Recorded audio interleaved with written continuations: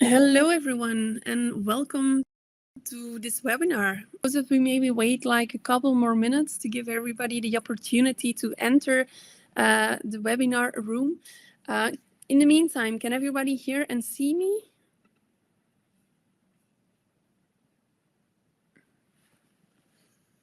Yes, okay, perfect. Welcome, Ilse. Welcome, Benoit. Hello, Magdi. All right. Hi, Saskia.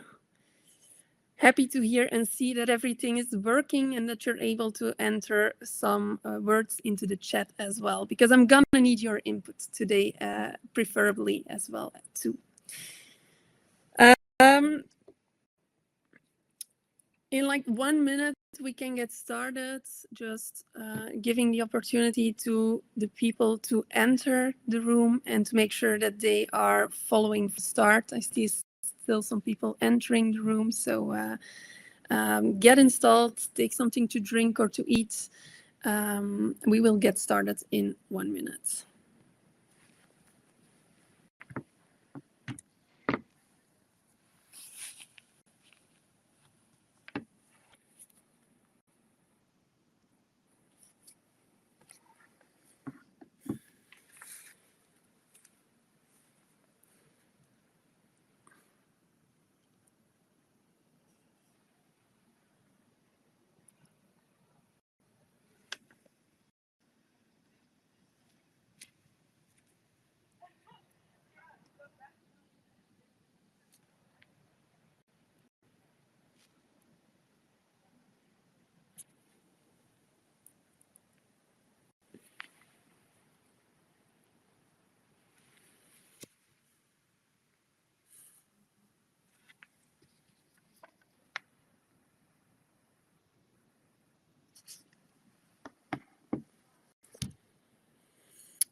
All right, so again, a warm welcome to all of you, and thank you for being present in this webinar, Beyond the Map, Designing Dynamic Customer Journeys.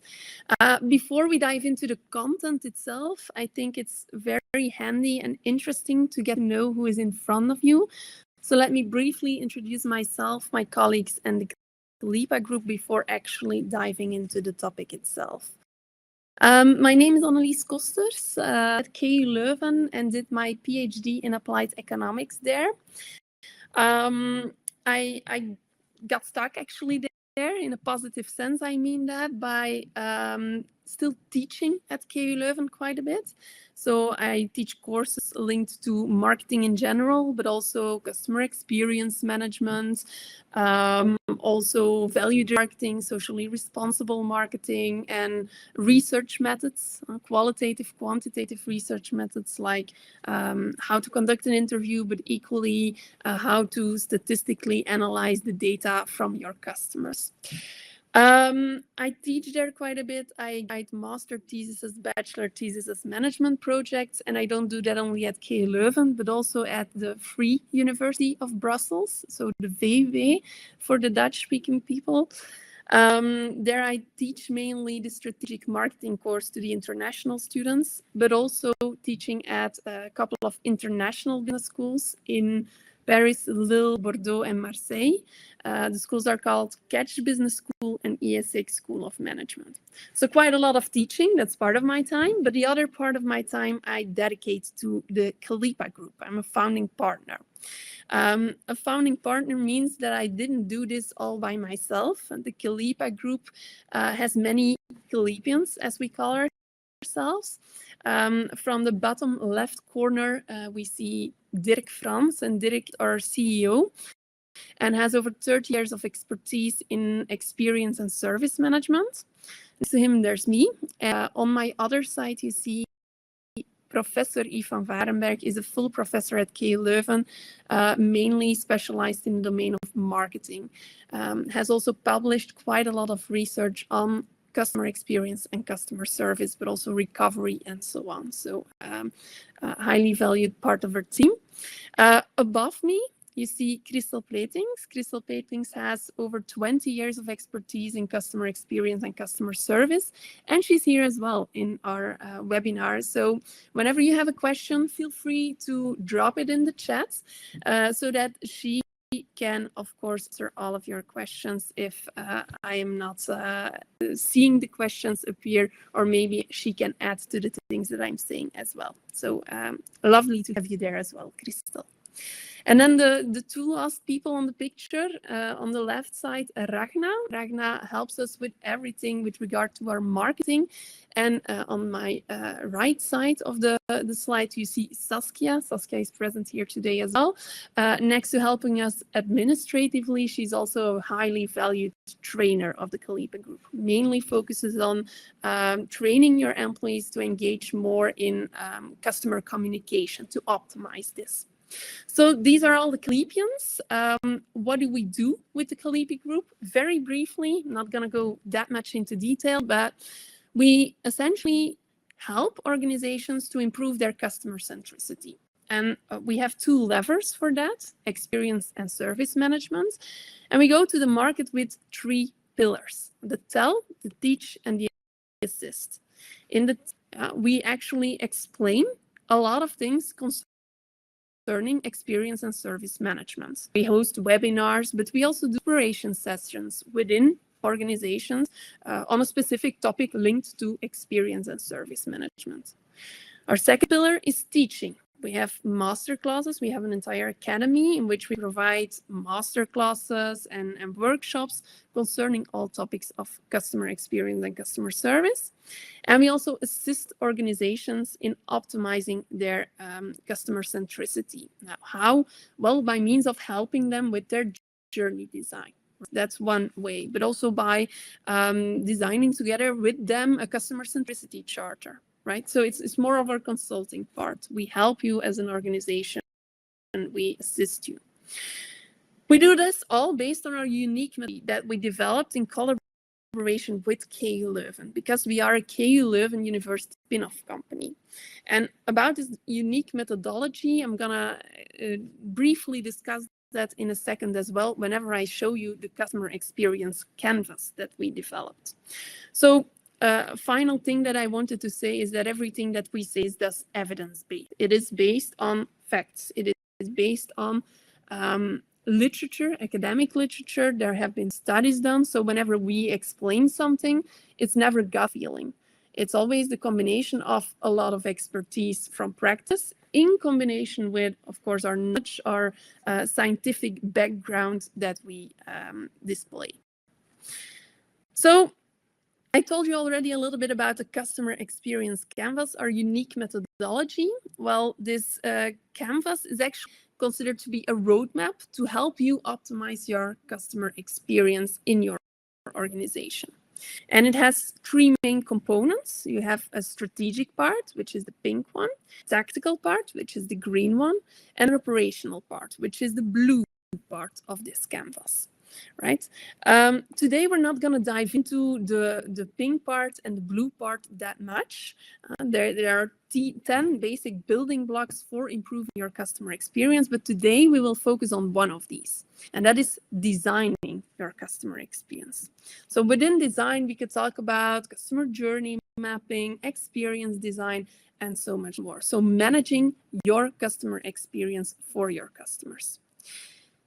That means that we need to talk about journey mapping to get started. And what is a journey map? Just to make sure that we're all on the same page, I just wanted to give you a definition, a very known definition in scientific work on what a journey map now exactly is. And it's not the idea that you need to get this by heart, but the idea is more to give you an idea and get on the same page on what journey mapping now is. And the definition says that it's a visual depiction, so a visual representation of the sequence of events through which customers may interact with the service organization during an entire purchase process. So in other words, it's a visual map of all the different steps or touch points that a customer goes through whenever they interact with an organization, in which each touch point is then an interaction with an organization. Do I go to the website? That's a touch point. Do I have a visit to the store? That's a touch point. Do I interact with an employee in the store? Well, that's another touch point. Do I call customer service? Another touch point, right? So this is actually a customer journey map. It lists all the possible organizational touch points customers may encounter during the service exchange process. And now that we know what a customer journey map is, I wanted to ask you, while you're here together with me in this webinar, Have you ever mapped a customer journey? Have you ever done this? And if so, what are the building blocks of your customer journey? What did you do? Which elements did you include? And if you have never done this before, then I would like for you to think about which building blocks do you think a good customer journey map includes? And feel free to answer in the chat so that we can have a small discussion on that we can go further in on that. So think about it yourself. Have you ever mapped a customer journey? And if so, what were the basic components of that map? And if you've never done this before, what do you think should be in a customer journey map?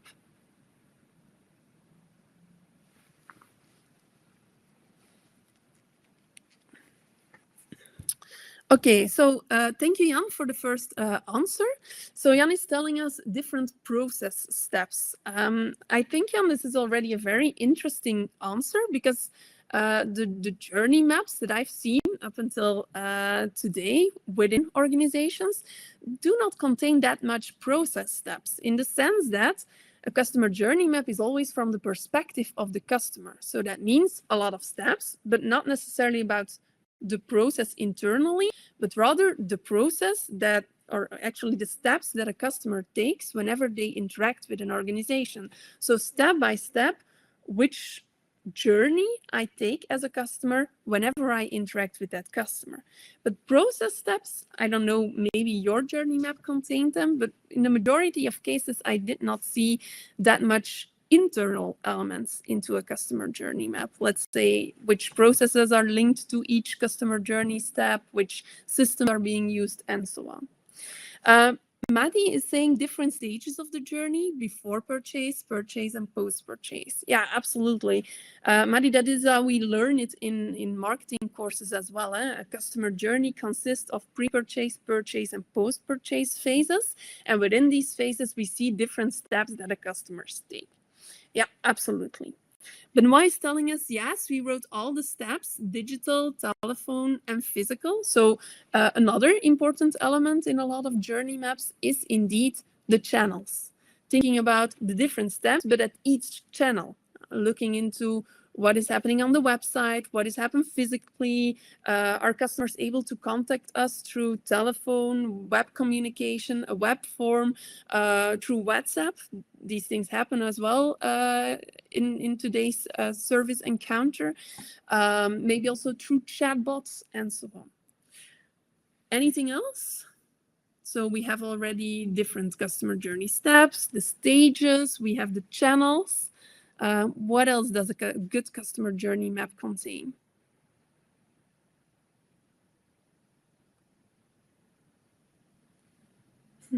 Feel free to put some stuff in the chat if you think of anything else. Not immediately. No worries. Well, okay. L, I don't know who you are, L, but L is saying customer personas, customer actions. Yeah, sometimes these elements are also included in your customer journey, in a sense that customer actions are also relatively often present, meaning what does the customer need to do? Which steps does a customer need to take? Your customer journey touch points, but next to that, which actions do they need to take? What does a customer actively need to do? Sometimes also customer personas, or a journey typically for each customer persona. That's also a possibility. Anyways, I brought for you quite a lot of, or at least 3 different customer journeys of companies that visually represent what the majority of companies includes in a customer journey map. And what do you see? Like you mentioned, indeed, the customer journey stages, in this case, not pre-purchase, purchase, post-purchase, but quite often also awareness, orientation, buying, receiving, using, service, and then renewal. Something that has not been mentioned, but sometimes the emotional curve is also present. So how do the emotions go over the course of that journey? Does it go up and down, or is it relatively flat? Sometimes also actions, touch points, opportunities for improvement. Once in a while, I've seen that as well. Customer actions, so more or less the things that you essentially mentioned. However, there are a couple of issues with customer journeys like that. And I don't know whether you've experienced them as well if you made a customer journey before. A first issue with customer journeys in general, not necessarily specifically yours, but in general, is that they're rather static and retrospective. What do I mean with that? Well, that basically whenever you're going to map a customer journey, that you're going to use information that you gathered from your customers. And that information is static because it is from one point in the past and you're going to use that, but there is not a lot of change. It's something retrospective. So you look in the past and are going to map every step a customer takes. So it's not future oriented. It doesn't look too much to the future. It's rather static and retrospective. A second element, which links very well to the first point, is too much focus on the current process. Now, whenever we map a customer journey, we're going to look at, okay, what are the steps currently that customers take? What is next? So first step 1, step 2, and so on. So you're going to map each touch point as it is right now. But you don't focus on what the future would bring, right? So it is a map of how it is at this point, an as-is map. But you do not look into the future. You do not look at what the customer might be willing, needing, expecting in the future. A third point is the lack of actionability.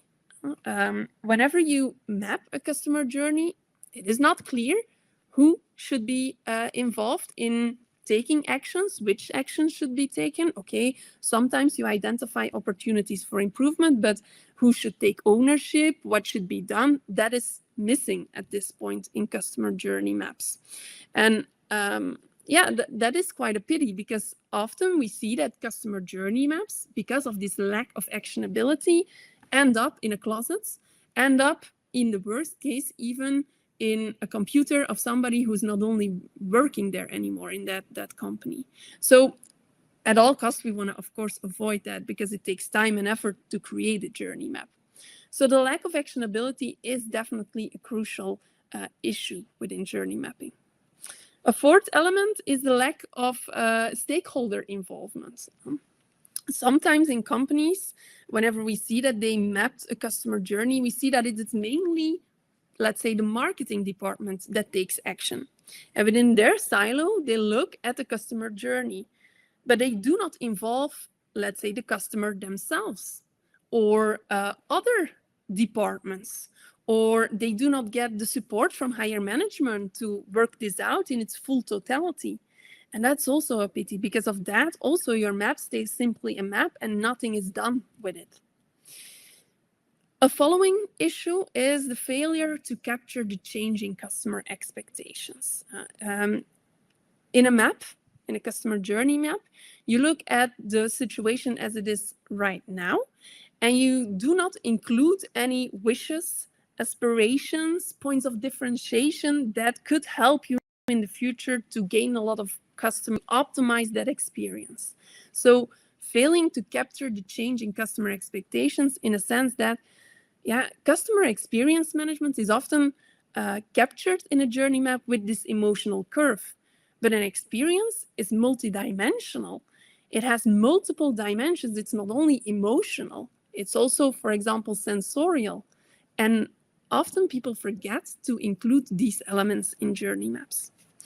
And then a final point, which is definitely something our CEO, Dirk Frans, would tell you as well, that it is often a high focus on efficiency, especially if the marketing department is doing it, then the focus on efficiency is super important, because we want to get our customers from step 1 to step X, the end, from point A to point B, as efficiently as possible.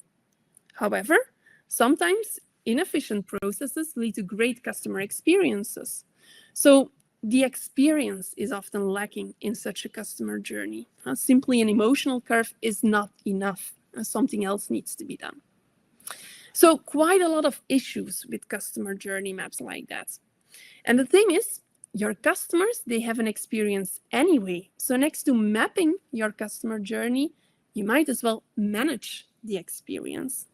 And to explain how to manage your customer experience, well, I need to go a little bit back again because I want to show you how you can go from customer journey mapping to actually customer experience design. And in order to explain to you how you should do that, I want to go back to a visual representation of what a journey map is. And remember our definition from the start?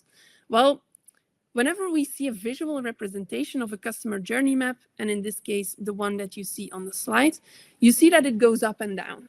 So there are moments during the customer journey that a customer feels okay, not on top of their game, but also not bad. There are sometimes also moments that a customer is like, yes, this was amazing. For example, an employee that goes the extra mile, well, that generates a top in the emotions of our customer. Yet sometimes things go wrong. If you, for example, receive a malfunctioning product or something like that, well, then you end up in this pit, basically end up in a downward spiral on the emotional curve of your customer journey. Now, in a customer journey, you basically look at the journey through the eyes of the customer. So actually an outside-in perspective. You always put yourself in the shoes of that customer. You're going to think, okay, what is the step that the customer needs to do? What is the next step? And so on. But this is not the full story. If you only look at the customer perspective, then you might forget about your internal processes. And then I come back to the point of Jan. He mentioned different process steps need to be included as well. And the idea of experience design is basically that you need to look at each touch point, what the different actions are, what the different systems are, what the different building blocks internally inside your organization are to optimize that customer journey step, that customer journey touch point.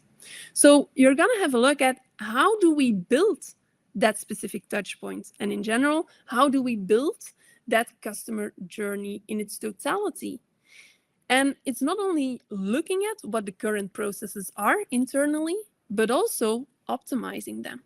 So what is experience design? Well, that is a combination of looking both outside in with your customer journey map in combination with looking inside out. What are our current processes to optimize the journey design?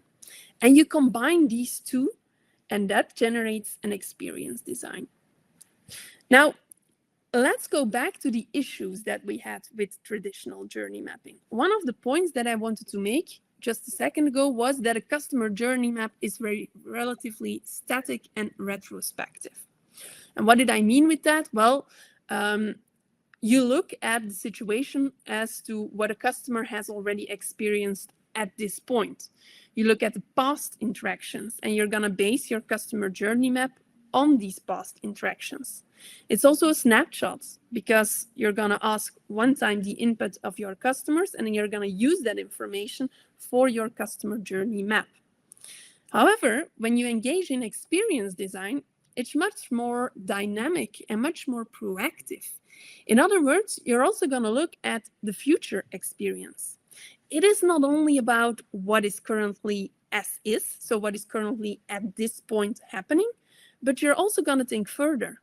What do we want to do in a couple of months? What do we want to do in a couple of years? Do we want to keep all these touch points? Do we want to maybe erase some touch points? Do we want to add some touch points? Maybe artificial intelligence is becoming much more important to our customers, so we need to include and build that into our customer journey. And therefore, you're engaging already in experience design. You're going to think about both the as-is situation, but also about the future. So you're going to focus on continuously improving your experience for the customer. It's much more proactive, as you can immediately get from my explanation. And before I give you an example of how we do that with KALEPA, I want to also come back to the second issue that we had with customer journey mapping. And that is that it focuses so much on the current process. So customer journey maps consist very often of pain points. And the pain points are the existing pain points. The pain points are focused on what is happening today. But whenever you engage in experience design, you're going to focus on the ideal experience. In other words, you're going to look at future behaviors. What do our customers want today, but also what do they want in the future? Asking yourself these questions to optimize your experience design in the future. So you're going to look at what are the current trends, what are trends in the future, and you're going to include them into your experience design, so that it's not only a focus on today, but also a focus on what will happen in the future. So you're future prone.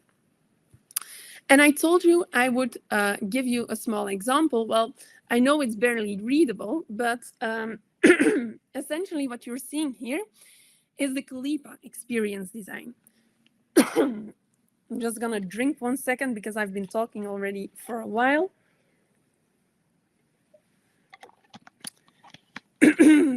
All right, so what you're seeing is the KALEPA experience design, and it contains several different rows, lanes.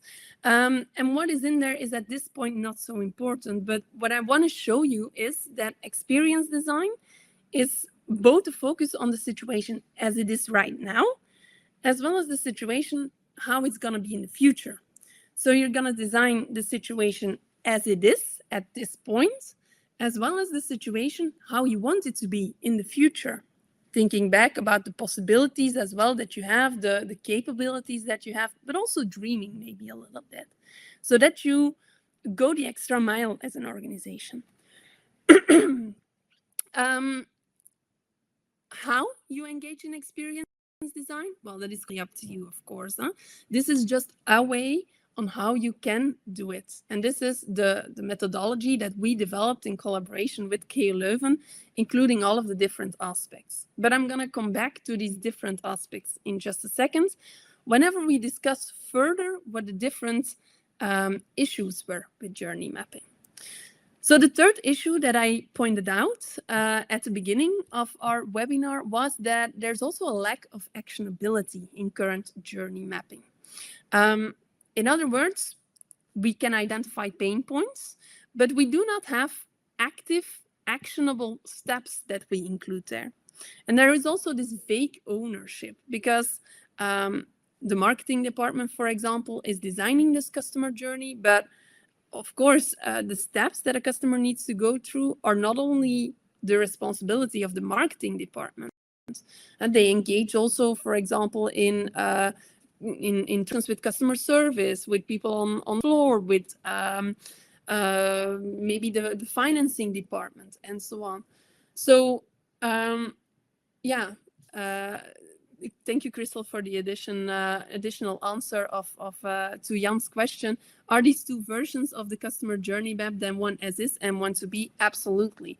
You make an idea of what it is at this point, and you make one in the to be scenario. So indeed, you have actually two versions. One, the situation as it is, and one where you want to go in the future. That makes it also already a little bit more actionable. But next to that, experience design focuses not only on action, also on responsibilities. Who needs to do what in the future to optimize the experience of our customer? Well, experience design focuses on a detailed customer employee actions development. So we're going to map out, we're going to design what the actions of our customers and our employees need to be. And we're going to allocate clear responsibilities. Just to give you again an example, within our KALEPA experience design, this part. And what you see here in the pink are, for example, your phases and steps. This is something very known also in customer journey mapping. You have the steps, have the touch points, and so on.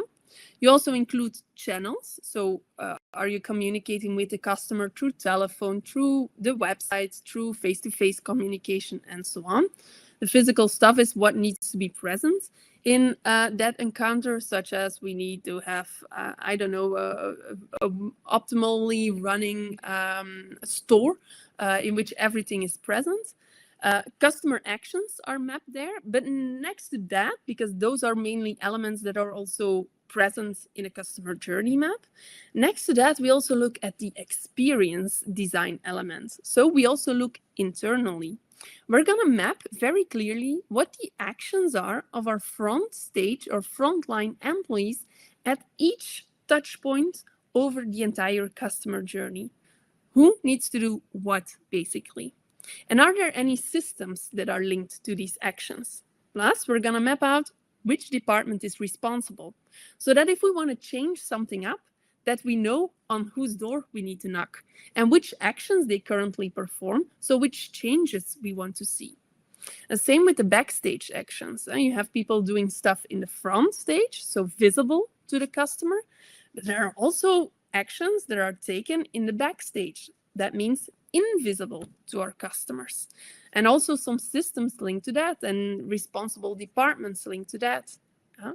Also, key performance indicators and metrics are included, because then we can measure and see which things go wrong and which things go really well. And if we have an as-is and a to-be scenario, then we can look once in a while to see if we're improving over time, if we measure these things at each point of the customer journey and experience design. Again, an example to make it a little bit more tangible. I've mapped, it's a hypothetical example, but I've mapped like a visit to a dealership for a car.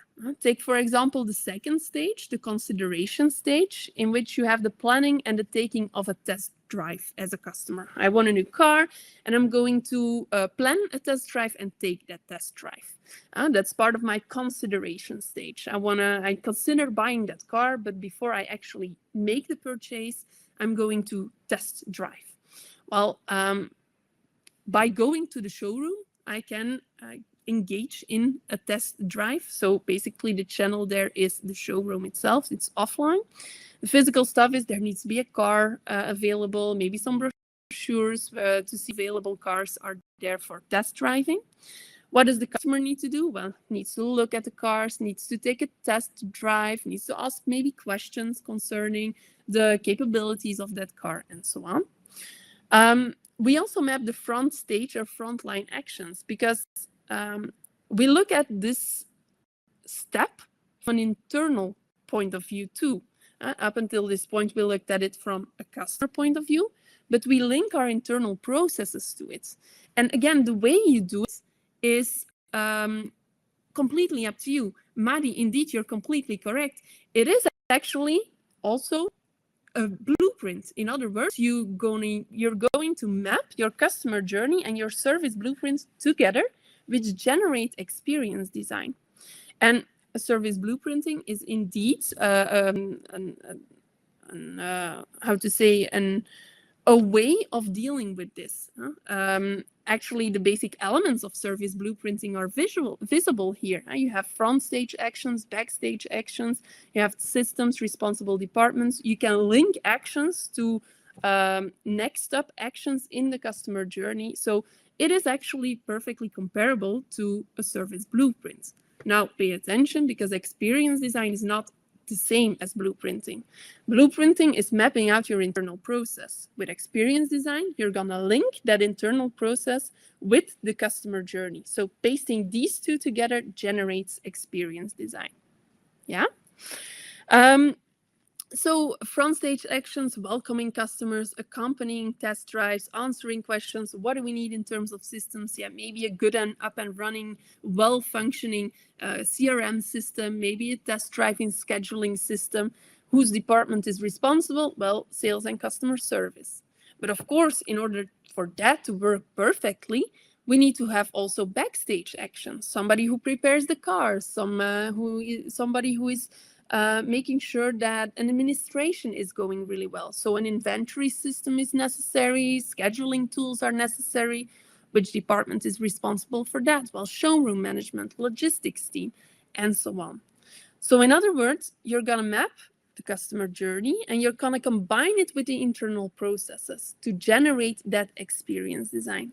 It makes it much more actionable. Because if we want to have some changes in this specific customer journey touch point, well, then we know immediately who we need to contact, what is happening at that point, right? So basic core elements of experience design. Another issue that we had with traditional journey mapping is the insufficient stakeholder involvement. Whenever we enter companies and we see that they mapped a customer journey, it is often either one person or a very small team within one silo that has worked on the customer journey map. So it's one department, and most often even either the customer experience or the marketing department that mapped this customer journey out. So it's a very much a silo perspective. It is from the marketing point of view, marketing people looking at the customer perspective. However, whenever you engage in experience design, you need to have cross-departmental involvement. That means that you cannot have one department focused on this entire experience design drawing. You need to include people from all other silos, from all other departments, in order to have a complete view, because you cannot know everybody's job in the entire organization. So you will need to chat with people from different departments. You will need to have to talk to them, see what their actions are, who is responsible, to be able to create an entire customer journey design. You also need collective buy-in. If they can collaborate together with you in designing that experience, then they're much more inclined to actually take actions because they feel ownership, they feel part of that exercise to make the customer experience better. And then it becomes easier to implement it, because if you have everybody's support, it's easier to get things done and to make actions actually happen. So whenever we organize experience design workshops, for example, we always advise people to use a cross-departmental team. So between 6 and 8 people, because if you go higher than 8 people, then there's too many opinions and too many people to actually come up with a good experience design. If you have fewer people than 6, then there might be not enough different perspectives to engage in experience design. And of course, that doesn't mean that those are the only 6 to 8 people that can get involved. You need to validate your map as well. That means go to the higher management, but also go to your customers to see if your experience design is actually true. So who am I thinking of to include in experience design exercises? Maybe, if you have any, customer experience managers, maybe somebody from marketing, sales, logistics, and operations, somebody from IT, because that is also often very important. But of course, not somebody who's really into the IT and working out everything, but somebody with a more holistic view on the situation. Somebody from customer service, because they are the ones who see and hear a lot of customer complaints. Maybe a product manager or a data analyst so that they can provide a lot of customer insights. As participants from the experience design team, a lot of detail, because the more detail you have, the more complete your experience design exercise will be. And then validate it. Well, I clearly mentioned that. And make sure to have the support of higher management, because if you do not have their support, you quite often do not have the resources to actually take actions. And that would be a pity of your time. That brings me to the one but last issue that we have with customer journey mapping, and that is the failure to capture the changing customer expectations. We're so much focused on what is happening at this point, but similar to our world that is changing, also our customers change. So we have in customer journey maps a lack of adaptability. We have this static customer journey map that is not changing that much. With experience design, you have continuous improvement in the sense that you embrace it. And you have this as-is scenario and the to-be scenario, and you look for potential changes, potential improvements, and you adapt constantly by asking real-time feedback. You saw the KPIs and the metrics included in our experience design. Well, if you once in a while ask customers how they perceive the service, whether they're satisfied and so on, you can track these metrics and see how the performance of your team, of your organization is over the course of several months and several years. So you can gradually adapt and improve. How do we do that? How do we include these elements in our experience design? Well, by not only focusing on the customer actions, so what the customer does, but also thinking about their needs and expectations at this point, but also in the future. What does the customer do right now? And also in the future, what we would like the customer to do? Maybe much more self-service, maybe more personal approaches towards customers and employees. I don't know. What do we think about in the future in terms of customer actions? Do there need to be some changes? Yes or no? And of course, also, what do customers feel? So their emotional curve is included. Can we see any pain points that we can solve today? And what would be the pain points of tomorrow if we include additional steps in our customer journey, right? So we're anticipating the future. We're being proactive by looking at the situation as it is and how we want it to be in the future. We also include dissatisfiers at this point. What dissatisfies customers? What makes them very unhappy? And can we adapt something in the future to avoid this dissatisfaction, right? So those are core elements of our experience design. Again, an example, what are, if we look again at the consideration stage, what are the customer needs? Well, realistic driving experiences, immediate answers to questions. What do customers do? Well, making an appointment, visiting the showroom, taking a test drive. Critical reflection again with the team. Can we optimize something about that? Can we in the future facilitate this for the customer? Do we have a system in which the customer needs to call for an appointment, or do we have an online system? Can we optimize that system, and so on? What is the feeling? Excitement, dissatisfiers that we gather from customer data? Well, unfriendly staff, poorly prepared cars. Well, that means that we can make concrete actions. Unfriendly staff, maybe we need some training. Poorly prepared cars, okay, so administratively, someone needs to be allocated to make sure that all cars after a test drive are cleaned again and made sure that they're ready for the next test drive. Maybe we need to include, I don't know, a 5 or 10 minutes spent to clean a car before somebody else can enter again with a test drive. So concrete actions follow out of this. And then the last point, the focus on efficiency. Well, that's definitely not a bad thing, just to be clear. Focusing on efficiency can help to improve the customer journey, but a too high focus on efficiency and not focusing on experience, that might be problematic on the other hand, because you focus on process optimization, on resource management, faster resolutions, but you sometimes, because of that, forget about the entire customer experience. And with experience design, you have a more holistic approach. You think about the emotional impact too, and you think about differentiation because you look at the different dimensions of customer experience. For example, if we go back to our experience design from KALEPA, the way we do it is we think about the different dimensions or building blocks of experience. We do not only look at the emotional elements, but also the cognitive elements, the social elements, physical elements, sensorial elements. In other words, whenever we engage in experience design, we don't say, oh, the experience is positive. No, we go a step further by looking into how can we optimize an aspect of that experience. Can we maybe include some music into our stores? We know from research, for example, that upbeat music influences the purchase frequency of people. They're more inclined to have an impulse buy because of that. Yeah.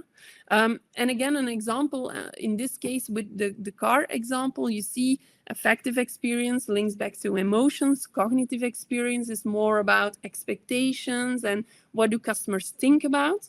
Social experience, well, that is who else is involved in that specific touch point. Maybe you bring, let's say, your family members to the test drive, or a friend to test drive the car.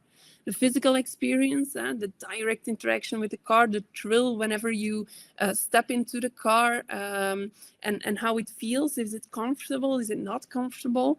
Sensorial experiences are linked to, for example, the smell. And whenever you enter a new car, you immediately smell this amazing scent of new car. And that triggers also certain emotions and feelings. So we go one step further than a traditional experience in the sense of an emotion. Thinking further about what are the other dimensions, which other elements can we trigger, and we consciously think about that, if they are there already at this point and in the future. Are we able to include them at some point in our customer journey, in our experience design? So briefly summarized, these are our issues that we mainly had with customer journey mapping and the answers that experience design can take. And once again, I gave you an example of how you can do it by means of the KALEPA experience design, but there are different ways on how to engage in experience design. What I wanted to show you today is essentially that customer journey mapping on itself is already a good starting point, but it provides only a certain viewpoint. It provides a viewpoint of the customer, which is good because then you're going to look outside in to the situation, but you need to combine it with the inside out approach too. You need to combine it with the current processes, the service blueprints, the BPMN diagrams that you have in your organization, to map them exactly on your customer journey, so that you have a complete view and that is much more actionable, that it is future oriented, that it focuses on continuous improvement and so on. Because that way your experience design comes to life.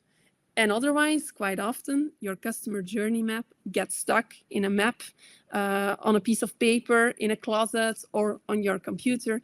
And it's such a high effort exercise, and it would be such a pity if it stays there in this closet and nobody does anything with it. If you link outside in with inside out, if you link customer journey mapping with your service blueprinting, then you get an experience design, which is much more actionable. You can take steps, you can do stuff, you can allocate projects to it. So that way it comes much more to life, especially if you have the involvement of all the different stakeholders, both your customers, maybe your most loyal customers. They want to provide you their opinion, their ideas on your journey map and your experience design.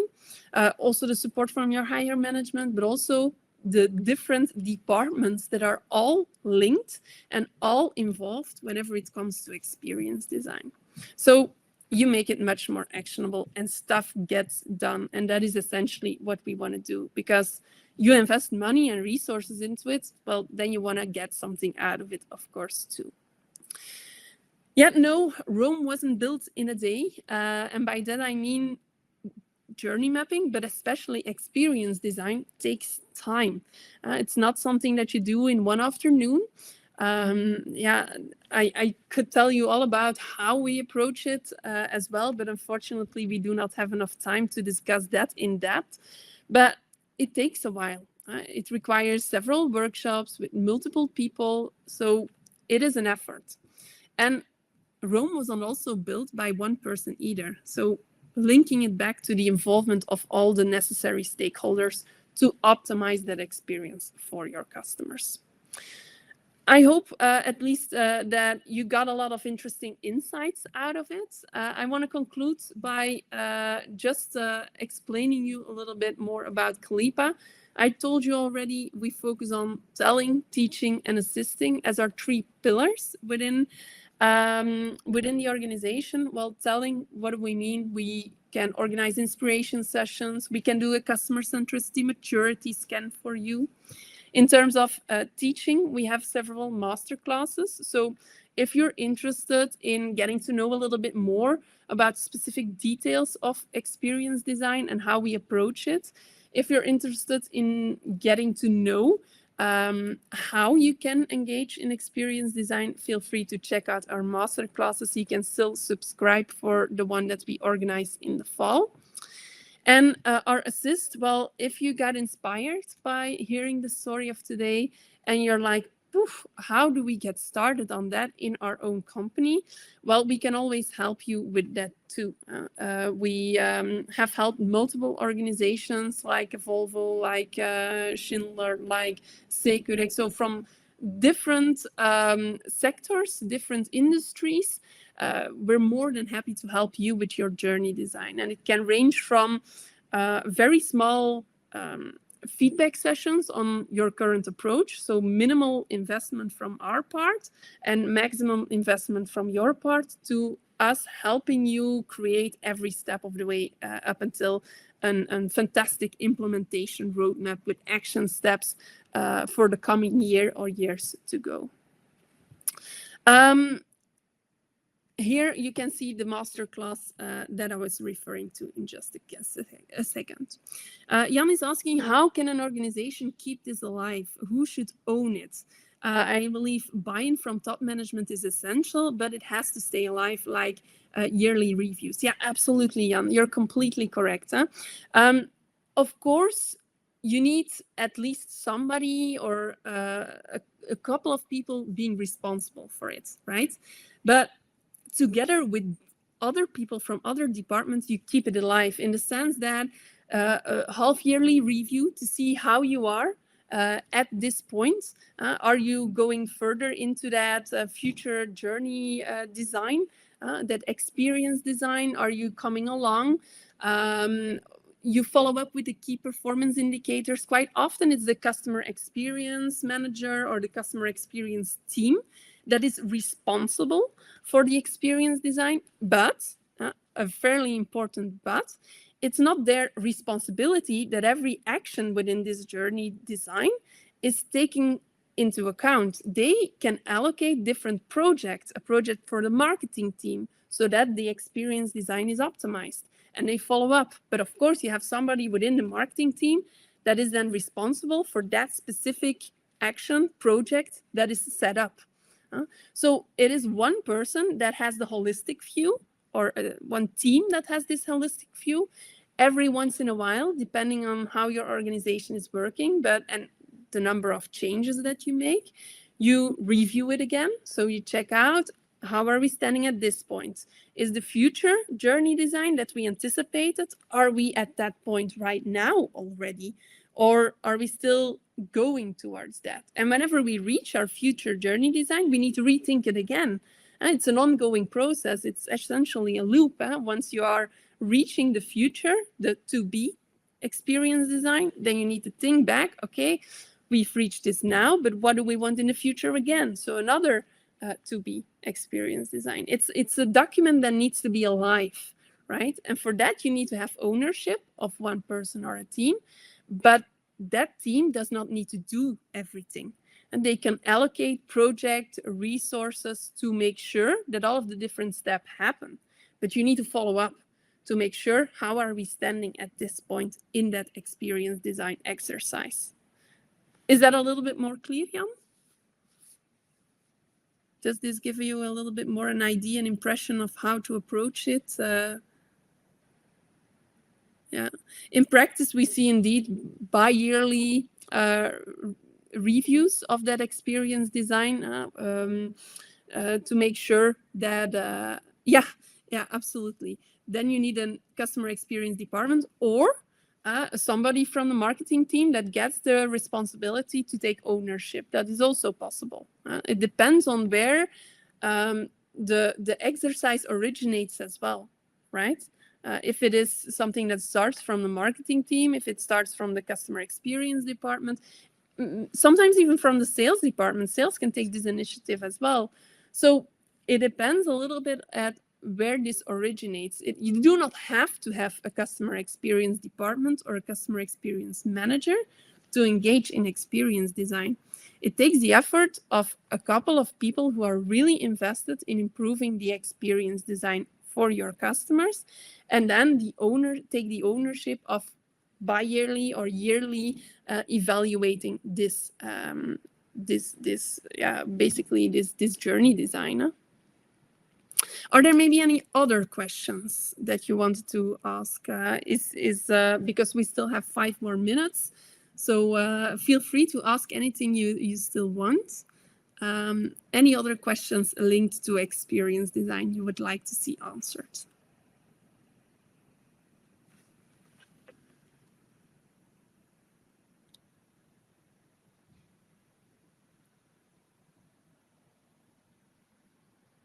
So I think in the meantime, while you're still thinking about any potential questions that you might be having, I think it's important that for today, you remember that customer journey mapping is valuable, that it's interesting, that it provides a lot of insights for your organization. But on the other hand, that there are some clear issues with journey mapping, issues that you can solve whenever you engage in experience design.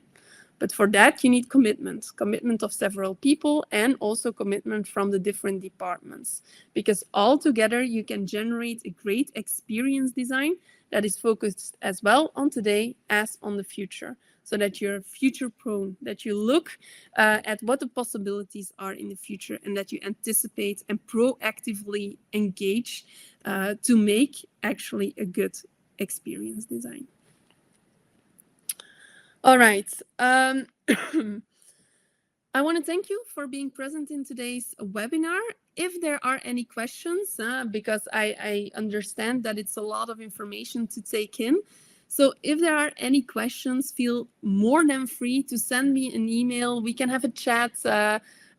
We can email back and forth. We can set up a call, a Teams meeting, whatsoever.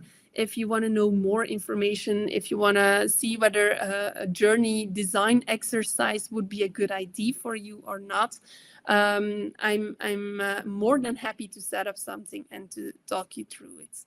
So thanks again for being present here today. Thank you for your active participation as well. That's always nice to see that you're involved as well. And want to wish you a very pleasant afternoon as well. Bye, everyone.